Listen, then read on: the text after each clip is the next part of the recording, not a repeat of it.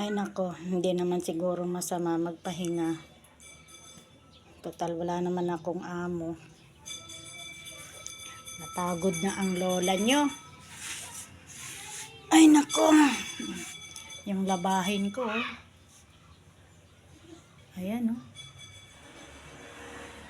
Napagod ako magkusot. Pahinga ng konti. Tapos maya maya babanlawan.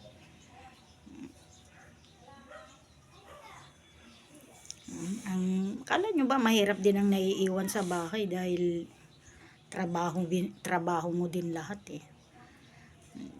Sa bagay, dalawa lang kami mag-asawa. Wala akong mga anak na dahil silang lahat ay may mga asawa na. At ito ngayon, dadalawa na lang kami sa bahay pag alis niya. No. Kikilos ako't hindi, walang problema, walang istorbo sa akin. Sa bagay ako, pagka sinipag ako kahit anong oras, kahit gabi na dyan, pag sinipag ako, matatapos ko ang aking trabaho. Mas gusto ko nga magtrabaho sa gabi, maglinis sa gabi para paggising ng umaga, hayahay na lang ako, magkakape na lang. 'Di ba?